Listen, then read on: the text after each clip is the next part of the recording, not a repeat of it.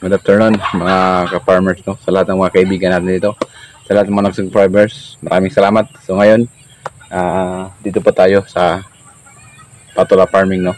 So bago natin tuloy yung ating topic, please subscribe my channel. Pindutin niyo po palagi yung notification bell para updated po kayo palagi sa ating mga bagong upload. Okay?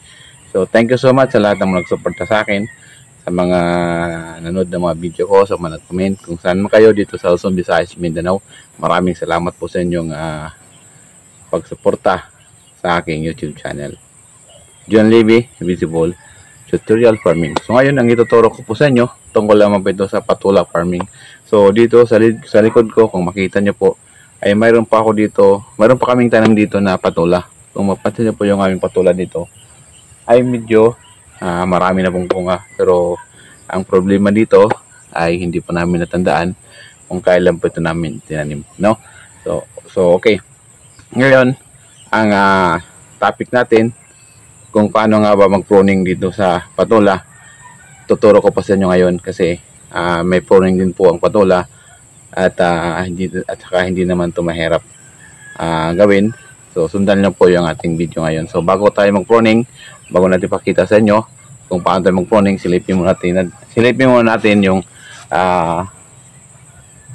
maliit na garden namin dito sa patola kasi may mga bunga na po. Patuloy po tayo. Ito na po yung patola namin, ay may mga bunga na rin po, no? Maraming bunga na po, no? Okay, ito. So yan. Ito po, at saka maganda po yung tubo, no? Okay, so dito,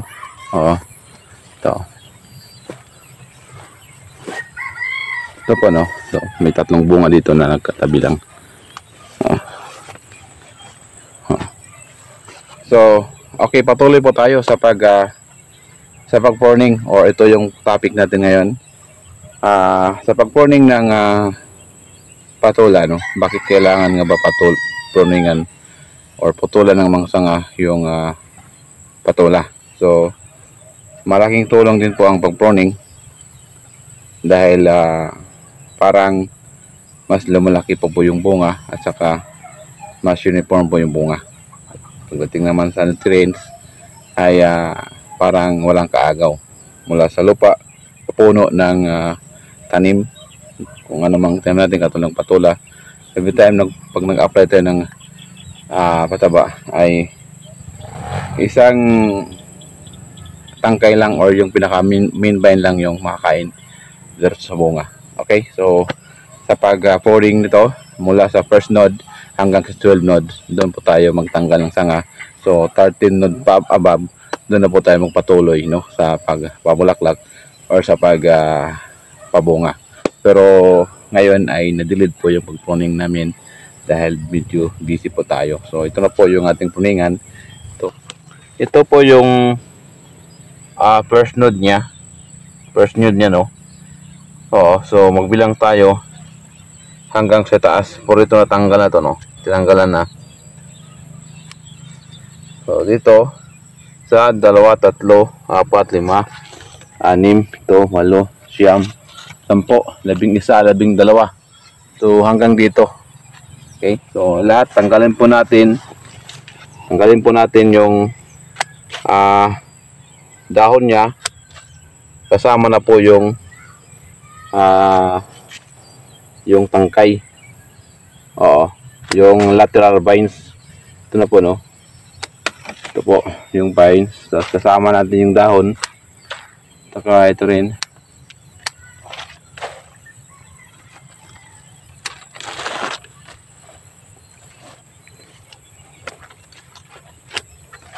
Isama na rin po natin yung bulaklak.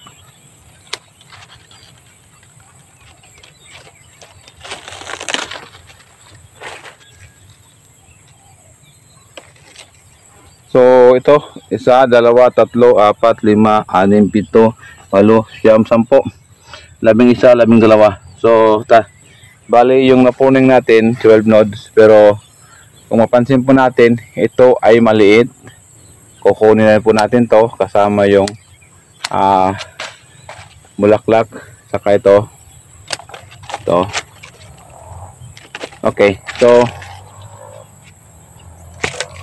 ito na po yung ating pag-pruning mga patola farming sa hindi pa nakakala kung paano mag-pruning ng patola. Ito na po mula dito. So ang ginawa ko, dahil hanggang dito na lang 14 nodes pababa, yun na po ang ating pag-pruning. So ito rin po yung pangalawa, ito na sanga, nakaakyat na po siya. Nakaakyat na siya. Nandito na siya sa taas. So ito rin natin to. So yung nasa baba pa, katulad nito, sa baba pa, tanggalin natin. So ito po, malinis na po. Malinis na po yung ating patola. Kung makita po natin, malinis po talaga. So kung mag-spray tayo dito sa taas na lang. Ito wala na kasi wala pang dahon. Kasi yung mga insekto, doon naman po sila nakatago sa mga dahon ng ating mga pananim. So ito pa, patuloy po tayo dito. Ito pa yung ating pagpuningan. So ito nakagapang na sa taas. Ito lang yung ituloy natin. So hindi ko alam sa iba kung nagpupuning din po sila. Ako nagpupuning po kami dito kung kami po ay nagtatanim. Kasi alam naman po natin sa totoo lang mga ka-farmers, itong mga lateral vines or yung mga sanganan dito sa tabi or sa gilid ng tanim, sa katawan ng tanim ay hindi naman yan na magkakaroon ng bunga, so parang magkukonsumo lang yan ng nutrients or pataba every time po na maglalagay po tayo ng pataba para mas maganda po yung quality, para mas quality po yung bunga ng ating patola. Ito na po yung mga bunga, so ilan days na lang pwede mag-harvest. So ang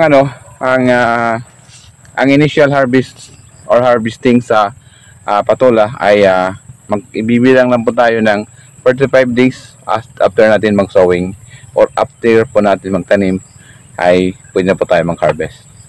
So depende lang sa laki o tingnan na po natin kung malaki na siya, kung pwede na po natin tanggalin, harvestin na natin. Huwag na po natin patagalin kasi kung tumanda po ang patola ay sayang, hindi po yan mapakinibangan dahil po parang tumitigas na po yung alaman niya, at saka parang hindi na po pwede gulayin. Okay, so kung gusto sa magpaturo ng patola, comment nyo lang ako kasi step by step mula sa buto hanggang sa pag-harvest, palagay ng fertilizer, ituturo ko po sa inyo para sa mga gusto magtanim ng okra o ng patola farming, So ang patola ay madali tanim, direct seeding din po ito, pero pwede din po natin ito seedling. So ito direct seeding po yung pag-tanim natin namin mula sa buto hanggang diretso na sa lupa. Okay, yun lang po ang masasabi ko sa inyo. Maraming salamat sa inyong panood, at hindi pa nakapag-subscribe sa akin, don't forget to subscribe my channel. Pindutin po yung palagi yung notification bell para palagi din po kayo updated sa mga bagong upload. Thank you for watching. Once again, happy farming lahat ng mga ka-farmers. Bye-bye po sa inyong lahat.